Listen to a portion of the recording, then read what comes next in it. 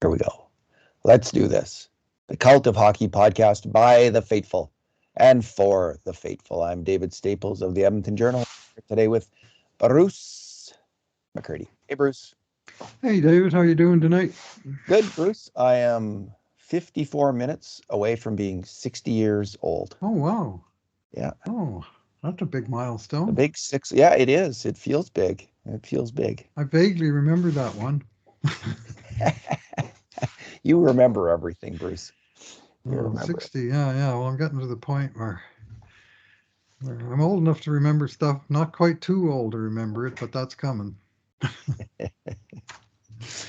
I think I've reached my goal, Bruce. My goal was hmm to be as healthy as the average 30-year-old Swede at age 60. I've been working Oh, out yeah. hard. I think I I'm remember there. that commercial with the naked Swede jumping into the ice cold water during, was it participation, wasn't it? Yeah.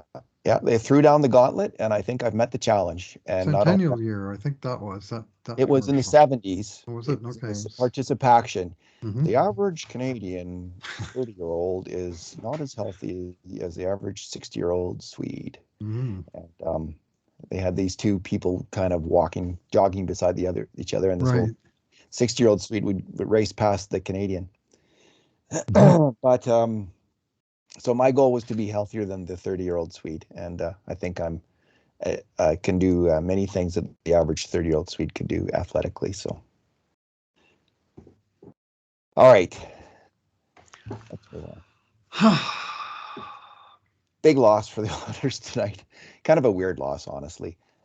Um, New Jersey played a heck of a game. I'll give them credit, but the Oilers, I thought, and I know not everyone agrees with it, I thought the Oilers were the better team. They kind of urinated away the game, to put it nicely. Um, they had 14 grade A shots to 10 for New Jersey. New Jersey had a lot of shots, but most of them were for the outside. And the Oilers had this game well in hand till late in the third period when they just broke down. Edmonton had 10 5-alarm shots to just 5 for New Jersey. So, yeah, I think the Oilers were the better team. The Devils got the better goaltending in the end. Mm-hmm. And, Oilers couldn't finish off some of their best chances.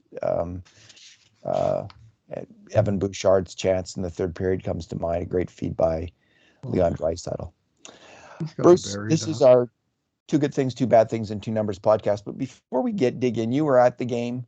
You saw the Yes, ceremony for Lee yes. Fogelin and Mm-hmm. Ryan Smith. What did you think?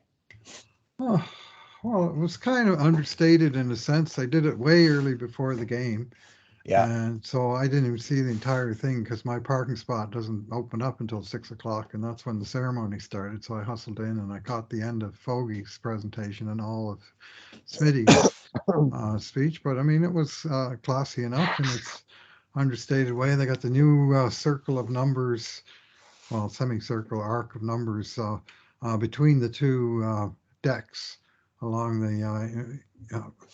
around the facing between the first and second decks at the one end, the far end from where I was, which was by luck and thanks to Don of I think Rogers Place.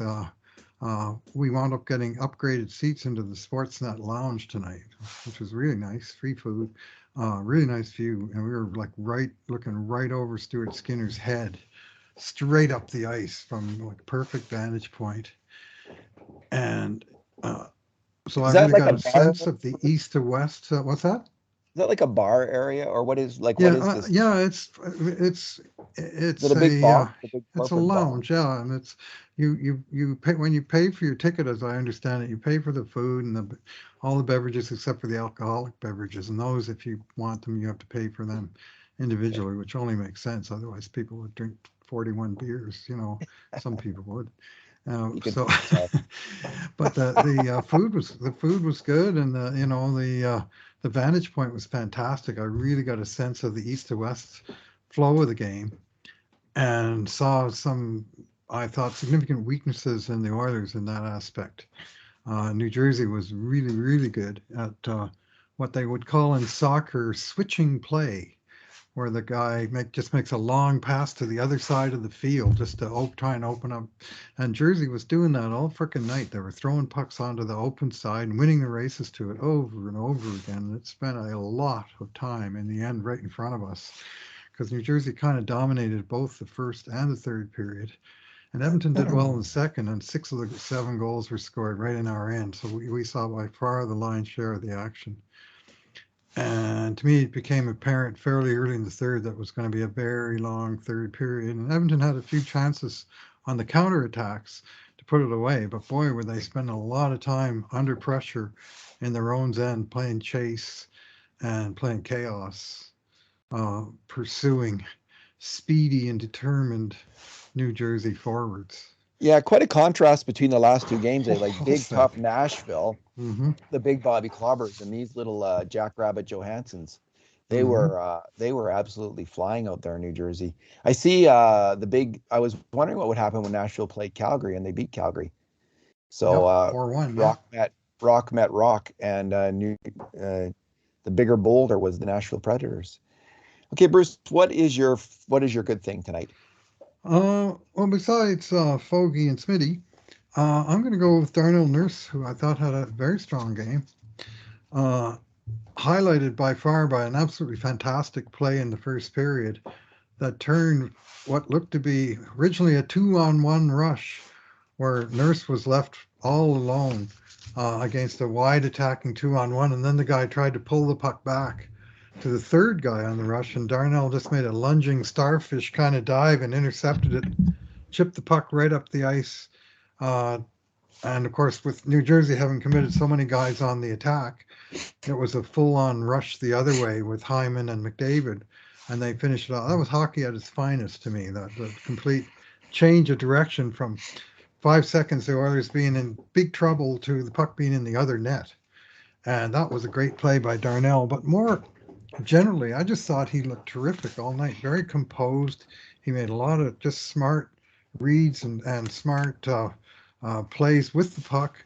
The one time he did make a bad turnover, he instantly made up for it with a good shot block, a brave shot block that sent him limping to the bench.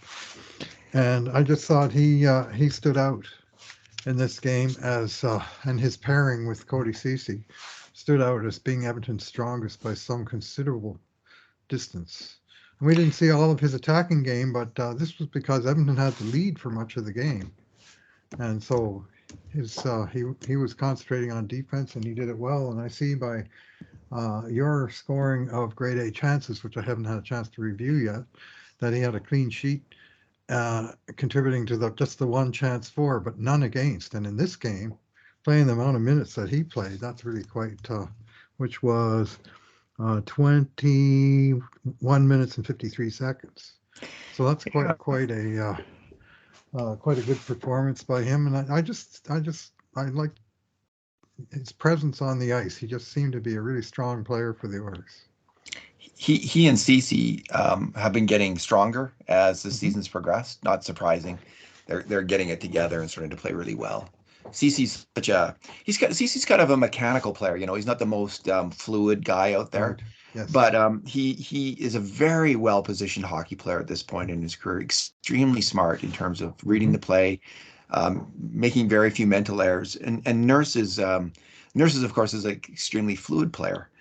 And but he's also coming into his own in terms of being a veteran defenseman, reading the game and making the right calls. I know he's been criticized in the past, and I think sometimes justifiably, often Mm-hmm. justifiably, for making the wrong calls Yep. out there. He's a high event player, lots of good, Mm-hmm. some bad. Usually the good, uh, you know, outweighing the bad by quite a bit.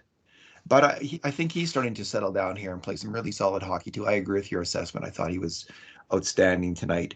And I will point out, Bruce, that as much as some people have criticized the starfish maneuver, where he goes down on his belly to make a defensive stop, it worked there very, Timed very that nicely. perfectly. He did. And the All of last those game, he made a timings. starfish to make a great defensive stop. So maybe he's getting that down too, which would be Mm-hmm. good because he was caught down and prone a few times, many times last year in that position. My good thing, Bruce, there was, you pointed out McDavid's goal, which was fantastic. Draisaitl's Mm-hmm. goal, which was a beautiful shot. But I'm going to go with for the second game in a row, the fourth line got a goal, and it was another beauty.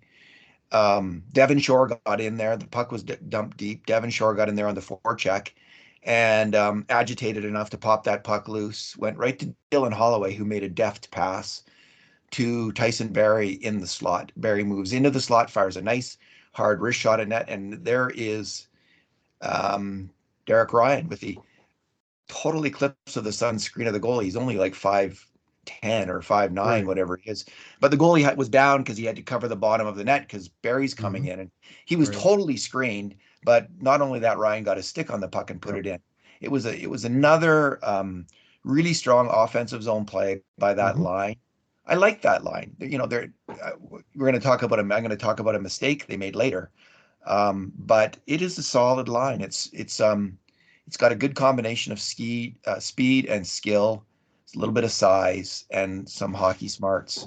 So it's working right now. And again, the Oilers seem to have four lines. Although at the end of the game, it was Draisaitl's line. I guess it was Draisaitl's line on the second goal, and Puljujarvi, McLeod's line on The the tying third goal, goal. and Draisaitl's line on the fourth goal. Yeah. That got burnt. So I don't think that. Then the fourth line got burned on the first goal. So anyway, that line I thought was solid tonight, and it's good to see the Oilers have four lines here. And if Yamamoto, who had another really pretty rough game, let's face it, like He he can't handle the puck, David. I got a don't know what great it is. feed from Draisaitl and looked kind of even anemic on that. He couldn't really. He doesn't. He just. Anemic is a harsh word, right? Like that's a strong thing to say for a hockey player, like lacking in energy.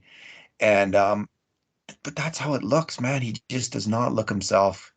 And I don't think I think they got to move him down the lineup at this point. I don't know what they're going to do in that regard. Oh, Maybe move Holloway up to the wing there, or pull Yarvi up the wing, or Fogel. But Yamamoto does not. He's holding down that line at this point. He's not um, contributing. He's holding back Draisaitl and Kane, and it's time to shake that up. I would suggest well, let him get his game together in a less prominent position at this point.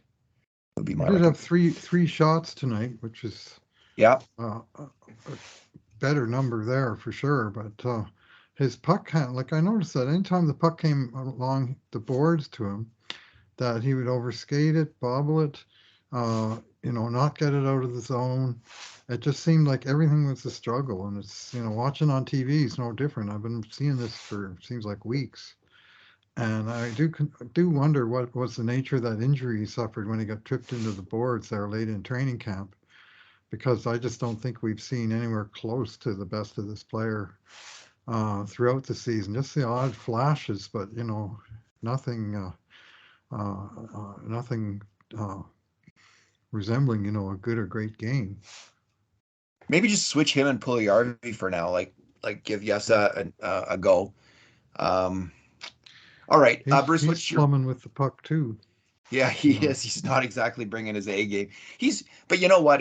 When we look at his grade A shots plus minus, Bruce Puljujarvi's hanging in there. Like he's getting, he's not in the last few games so much, but before then he was getting his fair share of chances, and he has hardly given up anything. Was part of the one of the culprits I thought on the third goal, but he's been okay defensively. All right, your bad thing, Bruce. Yeah, I think we should reverse this because I'm pretty sure we might as well do it in order. So your bad Okay. thing, I think it's right before my bad thing, like right Well, I'm before. I'm going to go with the two young centers and their turnovers that they made. Okay. On the first, excuse me, the second, no, the first goal against um, Dylan Holloway's um, carting the puck up the ice, and he doesn't necessarily know this, but behind him, Cody Ceci and Darnell Nurse are engaged in a very freaking slow line change, and if he had any inkling of that, he really should have just focused on getting that puck in deep because he had a perfect opportunity to do so. Uh-huh. And instead, in the neutral zone, he makes a move into the middle and the puck's picked off his stick, which wouldn't be a problem if there was two defensemen behind them, which there were when he started that rush. But at that point, and I'm pretty sure it's Cece who's the late very late line change. Yeah. Man, it took a long time. And so Tyson Berry's out there late, like he's struggling to get in the play, Rambling. Yeah. and the other defense was just out of it, like he just didn't get in the play at all, and the That would goal be is scored. Kubak. Yeah. Oh, So no, that'd be Niemelainen. Line, and I had a Yeah. CC with the bad line change, but Holloway, he's just even if there were two defensemen behind him, the simple play is get that puck in deep. Mm-hmm. And when you're on the fourth line, the simple play is often the best play. I don't want to, Mm-hmm. he is the talented hockey player who can really carry the puck. You don't want to crap his style. Nonetheless, the simple play, especially when you're on the fourth line, especially when you're a rookie, is a good play. Keep it simple, and maybe that he should have kept that in mind. So that led to the first goal against. The third goal against, the second goal against was just a weird one that went through a number of players off the face-off. So not much to say about that. Those things happen. Ryan McLeod, the Oilers have the puck in the offensive zone, and McLeod has a chance to keep it in, and he just fans on it at the blue line, keeping the puck in. If he got that puck deep, Bruce, the Oilers would have won that game. Like I just had that, like, it was just that kind of mistake where the Oilers are hanging on, but they're not giving up a lot. They weren't giving up a lot of grade A shots. They were giving up shots, but they were hanging in there. And then just that flub play, and they get a break, and they're up the ice and move into the middle of the slot.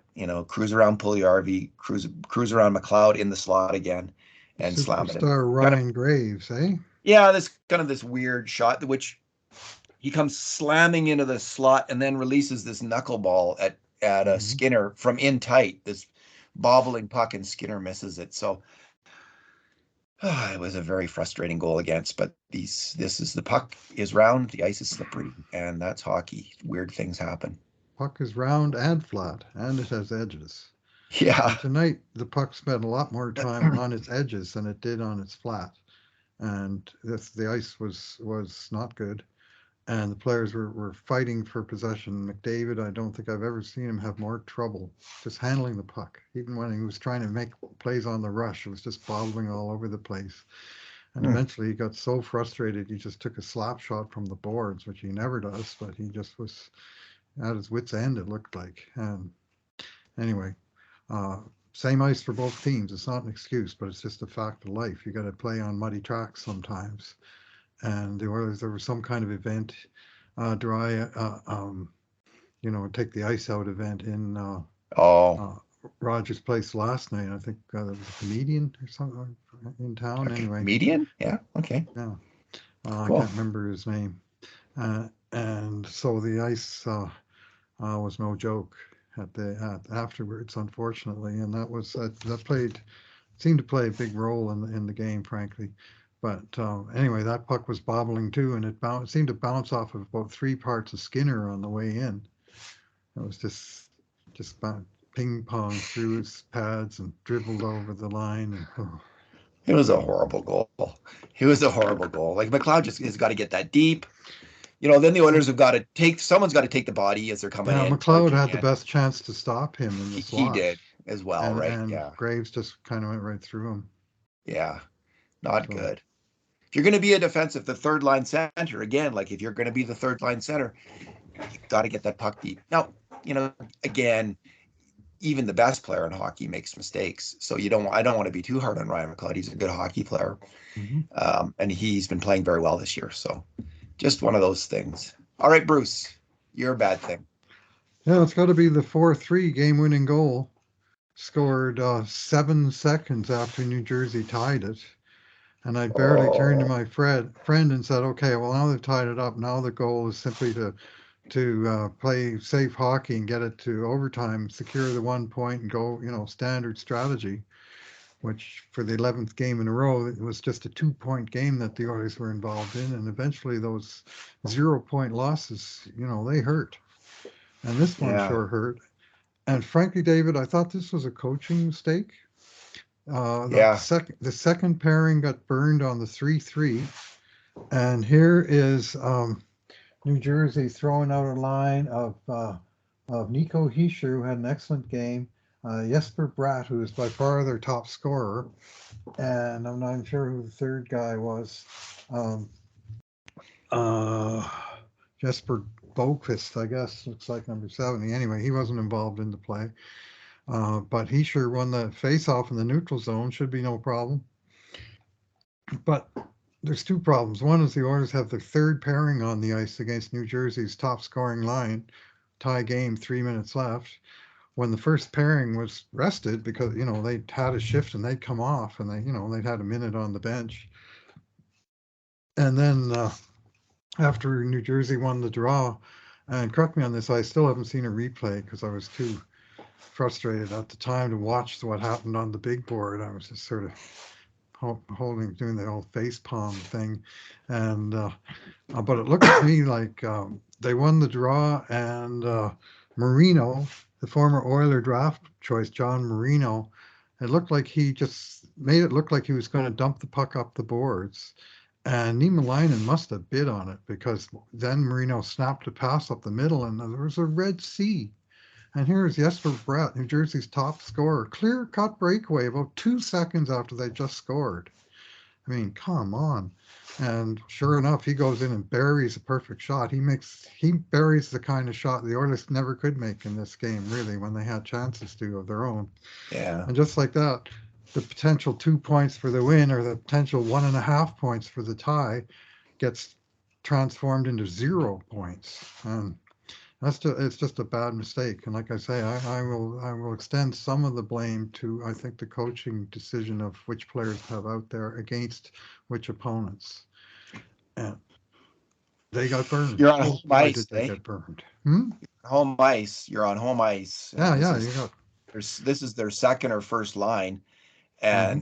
and yeah, you don't have your top pairing, your second pairing out there. Right. That qualifies as a coaching error, right? That's a coaching error. I think so.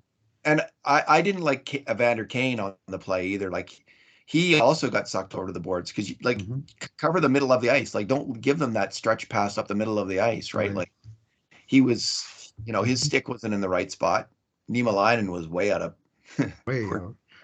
Was Barry too far on the other side? Yeah, or was I don't know. The goal seemed to come from more from Niemelainen's side, though. Yeah, I think I just take Niemelainen, not Barry. Maybe you'll also think Barry's at fault. I didn't. I thought it was mainly Niemelainen. I mean, it seemed to be on his side of the ice. We never got a really great replay of the whole thing.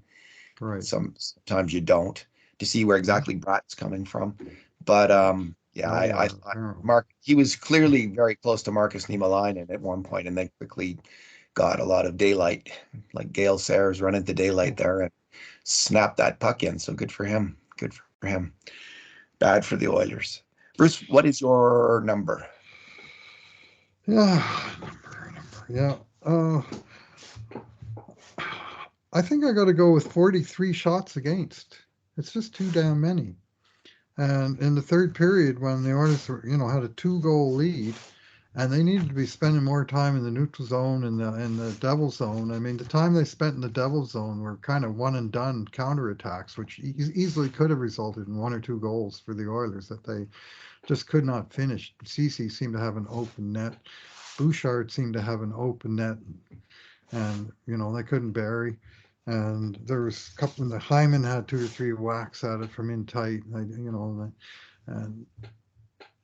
But for the most part, it's not like the Oilers were controlling the play or the puck. It seemed like New Jersey had it most of the time, and the Oilers were playing chase most of the time, and a lot of that time was in their own end. And shots in the third alone were 17-13, but I'll bet zone time was a lot more heavily slanted than that.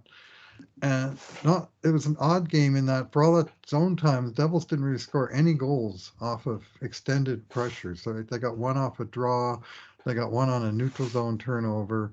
They got 1 on kind of a rush, if you call Ryan Graves a rusher. And then they got the breakaway. But honestly, like the whole thing seemed like chunks of time in the third period where Oilers hanging on, shots coming through screens, and finally one did come through that found a hole in Skinner and dribbled through, and it just was not a defensive gem in any shape. It was not a defensive gem, indeed. Ooh. All right, my number, Bruce, is Evan Bouchard's time on ice, particularly at even strength. He led the team 24 minutes he played, and at even strength 21-22 he led the team. Next best was Connor McDavid, 20 minutes and 5 seconds. And then the next best defenseman it's got to be Darnell Nurse, 1801. 1801. What did Kulak have? 1718. So that was interesting. So Bouchard didn't have a particularly spectacular game. No, I mean, he would have been nice if he drained that goal. That's for sure. He was okay. He didn't make a lot of mistakes. He was okay on the attack, not great on the attack tonight. But it's interesting that kind of usage in a game like this, and the esteem that the coaches, that's how you tell a player you love him and trust him in the NHL is by giving him ice time. And they're starting to have that feeling about Bouchard. Now we'll just see. Maybe Nurse was a little banged up or something, but maybe it had to do with matchups. But that's a lot of ice time. And I also have a lot of esteem for Bouchard's game this year. I think he's taken a decided step up. This game was a bit of a step back, other than the ice time. But he's been on a streak of excellent play, and good for him. And no surprise to see Manson and Woodcroft starting to trust this player. I think he is starting to become a more trustworthy defensive player. He started off the year really poorly, and last year he was iffy most of the season. But he's had a run of good games. Tonight was okay, and he was rewarded for it with that ice time.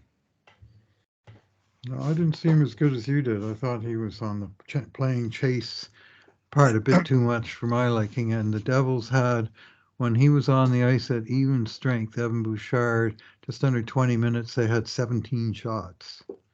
Yeah, so, Kurt did, and 2 goals. Kurt didn't like him either. 2 goals against a -2. And besides the one that, we thought he should have drained the one. I mean, a good shooter goes upstairs on that one because the goalie is only covering the bottom of the net. And then there was another play in the third where the Oilers did have some pressure, and Bouchard had it looked like a shooting lane, and he fires or dribbles behind the back pass out of the zone and into the neutral zone where his partner has to kind of make an emergency recovery or it's coming hard the other way. And I just didn't get to thinking there at all. So he does some unusual things at times. Well, he was on for 17 shots against, and you say the 2 goals. I didn't see him at fault on either of the goals. Maybe someone would differ with that. Maybe you will on review when you do the review tomorrow. But I only had him tagged him for one mistake. One was a face-off goal. That wasn't on the D. Yeah, and the other one was the third goal, which was the rush chance in, and that's not his fault, unless he was screening the goalie, and I didn't see him doing that. So I watched that one. I was wondering why he didn't score on that breakaway, because you'd think he'd score, right? Because he's very deft with the puck. Yep. So what happened was, I think he actually made a tactical error. It's hard to know, but Draisaitl's going in pretty fast, and he decided to rush pretty hard to the net. So when he got the pass, he was kind of extended, and he was in too tight then, and he was extended to get that puck up. If he had hung back in more of a shooting position, I think Draisaitl would have been able to make the play, find him, and then he would have been able to drain. He would have been in that shooting position.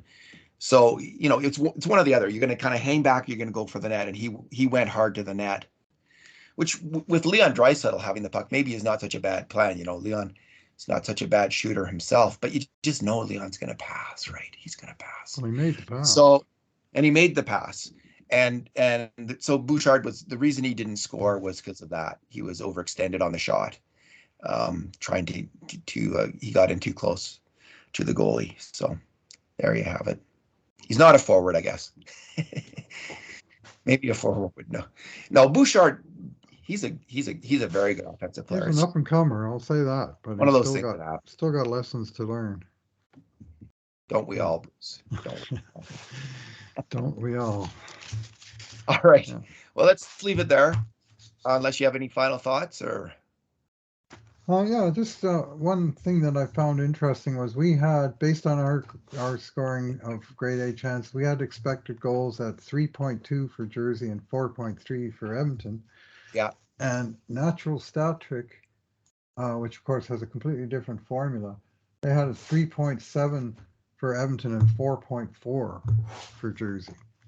So I mean, these things are not always going to match, but it's kind of interesting to see. I think we generally tend to credit clean chances more, and they go for shot volumes and shot locations and stuff. And Yeah, they anyway, count in missed the end, shots. in this one was 4-3 for Jersey, so I just found it kind of interesting that those were the primary numbers for both methods, but with Yeah. opposite teams having the advantage. But let's face it, games like this, it comes down to a single play or a Yeah. bounce, you know. They count missed shots and they don't count shot velocity. So as far as I know, they can't count shot velocity and they do count missed shots. So, there's a debate. Should you count missed shots or not as scoring chances? And Right, we've hit on, we're just going to count the shots on net, right. as grade A Hmm. shots. So they're actually, I don't know if they factor in missed shots into expected goals, which would be a little bit weird if you did that, if you ask me. Like, shouldn't count a missed shot on expected goals, and I don't know whether they do or not, but that would be interesting to know. Should you count missed shots on expected goals? I don't, and do they? I don't know the formula. Yeah. That's one thing where, Sometime, I mean, from a defensive point of view, if you're yielding that shot and the other team misses it, you still yielded the shot, but it's not an right? expected goal. It can't be a Yeah. goal if it doesn't hit. It literally can't Well, be a goal. right. So that's one where I would say, But you could say you expect the shooter to score on that shot, even if he missed the net, I right? guess you could So say that. There you go.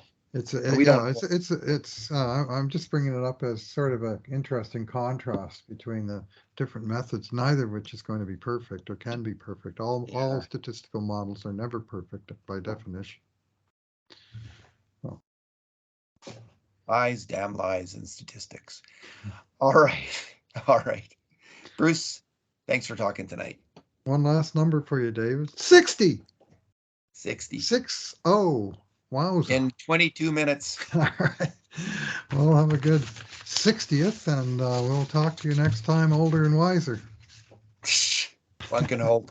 Thanks Older for for sure. thanks Thanks, for Bruce. listening. Thanks for listening, everyone. And in the meantime, and in between times, this has been another edition of the Cult of Hockey podcast.